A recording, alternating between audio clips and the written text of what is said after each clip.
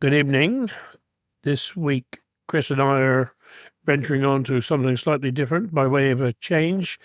When I was made the Dialect Recorder of the Federation of Old Cornwall Societies back about 12 years ago, I guess, um, I tried to make it as interesting as possible. One of the first things I wrote was a Cornish dialect alphabet in the hopes that it would bring children's interest into the equation, but I don't know that I've been successful in that yet. But I also, when I go out to give a talk anywhere, would use an introduction that I called it, to explain a little bit of what dialect is all about before we went into a story or two poems or whatever. So this piece that I'm going to start this evening is what I would have commenced any of my talks with when out to a group of people. And I just called it Cornish Dialect, an introduction. When I mention the word dialect, it's surprising how many people say, "Oh, you can speak Cornish then." This has nothing or scarcely nothing to do with Cornish language. Having said that its origins do stem from Kernowic, but equally from Breton, Welsh, Old English, and even Anglo-Saxon. In the late 18th century, Cornwall was at the forefront of the Industrial Revolution. Yet, in other ways, it remained utterly remote. Cornish miners, in particular, had no contact with English ways, and this continued to be so until the spread of railways and the beginning of compulsory schooling in the second half of Queen Victoria's reign. This isolation allowed a flourishing and expressive dialect to be preserved, along with distinct habits of thought, quite untainted by formal education. The gentry and other educated Cornish folk could see the inevitability of change, and so some set out to record the dialect before it became diluted. By record, I mean to document, not speak it into a tape machine. In this initiative, each writer emphasized different aspects of the dialect by using their own phonetic spelling and pronunciation. This may seem strange at first, but if you persevere and listen, I hope the sounds will soon become familiar. Some of the differences in spelling represent regional variations or as spoken in different occupations. At a time when a man might never go more than 20 miles from home in his whole life, this was inevitable. This meant there was no formality of pronunciation even within Cornwall. It is after all over 80 miles from Tamar to Land's End. Common words varied even from one town or village to the next. One of the nice things about dialect, especially for a peasant like me, who spends much time, or his time, loading words and sayings and stories onto the internet, it is that there is no right way or wrong way of spelling, and that suits me fine. For instance, if you sent me a word to put onto the internet and said, "Paul, I've got a new word for you. It is called white," I might reply, WHITE. You might say, "No, it isn't spelt like that up here. It is white, WITE. Now, that's okay with me. After all, who am I to argue with something that has been part of your culture and tradition for many, many years? It's interesting to note that this is why the spelling of people's names and place names are so often corrupted, and no more so than in birth, death, marriage, and baptismal documents. Parsons and lawyers were among the very few people who could read and write, other than perhaps the local squire. So when someone might go to the parson to arrange, shall we say, a funeral or something like that, we will suppose is called Samuel Bowden. The parson would, without prying too much, would spell it Samuel, Samule, Bowden, Bowden. On the other hand, he might record Samuel, Samuel, Boaden, or even some other combination. And it is this that even today causes the family tree researcher such a heartache, as perhaps some of you have found out. Over at Mullion, there are two brothers buried in graves next to each other, and one is spelt Lawrence, Lawrence, and the other Lawrance. The dialect has its own peculiar grammar and vocabulary. I hope you will find what I have prepared for today both interesting and entertaining. Tisn't difficult at all, my dears. When I have finished this introduction, I will then go on and read a dialect story or perhaps a poem.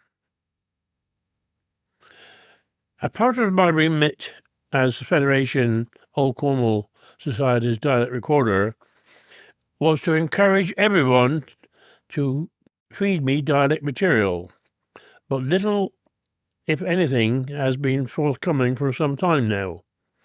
People seem to cringe when dialect is mentioned, and at the same time seem so proud that we have this historical lingo. I am not necessarily looking for difficult or unpronounceable words, but rather simple words, the meaning of which has perhaps long been forgotten. For example, take the phrase, to act up. I'm sure that most of you would have been brought up here in West Cornwall will know exactly what it refers to. It is said of a child who has been misbehaving. Here's another quick example of what's an applebee? Yes, a wasp. So even if you can't think of anything complicated, please try to think back on simple everyday talk that your parents and grandparents used. Like most things in life, dialect also changes to conform to the modern day. Take the word emmet, the dialect word for an ant.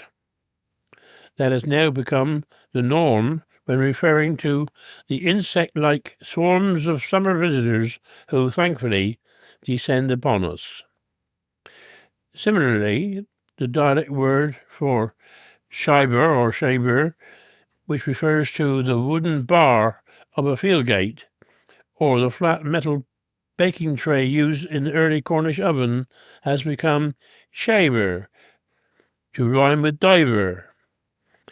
In East Cornwall, in relation to a flat wooden blade or short-pronged rake used to spread tar and asphalt in road building.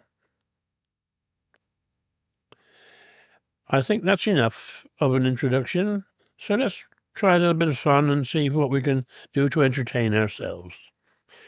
It may be thought that to preserve such dialect words will be neither useful nor ornament to English speech. Others, on the contrary, think it would be better that such barbarous, vulgar, and uncouth modes of speech be set aside completely. But are they barbarous? Are they vulgar, or even uncouth? What if the changes were reversed? Suppose modern English condemned as vulgar and an order gives given that Cornish dialect would be used instead. In a short time, the dialect, which had become fashionable, would be found to be of high importance, elegant and expressive. Somebody once said that grammar was made for language and not language for grammar. And are the words being used vulgar? That surely depends on the manner in which they are used, and to some extent how they are spoken, and from whose mouth they have fallen. The words themselves are not much at fault, for I have often heard sentences full of grossness and vulgarity expressed in very elegant language. It would be startling and amusing if in an English drawing room, an elegant lady were to turn to a friend and make a request like, "Will you ask him, please?" instead of saying, "Will you please ask him?" Yet all that could be said of it would be that the former expression was spoken in dialect, whilst the latter was spoken in the English of the day. In Cornish dialect, we find ordinary English words, a large number of Old English words, many of which seem to have been spoken as in the time of Chaucer, 1343 to 1400, and a great number of names, persons, places, etc., derived from the old Celtic language of Cornwall. The following is an example of the dialect in a form which is fast disappearing. He's Pernican, Pulsey, and Totlin is Slickly, and Sloppy, and a Kiddles, and Quaddles, all day. 'Tis wished, which may be translated, he is little, weakly, an imbecile, he is left-handed and lame, and he fidgets all day long, doing nothing, and it's sad. Now, another feature is the various oddities regarding the Cornish pronunciation of certain letters, and indeed the variations of pronunciation. And here are a few examples. We commonly find I pronounced as E. We say silver for silver, and the E like AI, as in raid for read. Someone might say, "Have you read any good old yarns lately, Bill?" Then there's the A like AA, as in trade for trade. The O sometimes comes out as AW, as in only for only. The S, which can come out as Z, e.g. I said 'twas so turn, rather than I said it was so. The U often comes out like OO, as in oogly instead of ugly. Sometimes the F is like a V in father for feather, and the G is almost always dropped at the end of a word, like written for writing and sitten for sitting. There are other differences too. A miner may be said to speak more broadly than a farm worker, and is more likely to use O for O and V for F. You may have noticed that there is a frequent use of the word do. Instead of saying I know, it is I do know. Or as we down here in the West in the farthest west rather, I don't know, but the Cornish person is saying, I do know, does not use the word do, with emphasis as in ordinary English, and also for I think. The West Cornishman will say, I do think.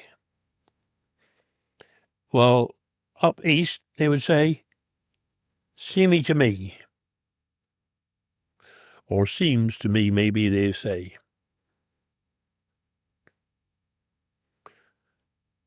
I could go on further with this aspect of our dialect, but don't wish to turn the evening into an English grammar lesson. But there is one other area in which our dialect is rich and plentiful.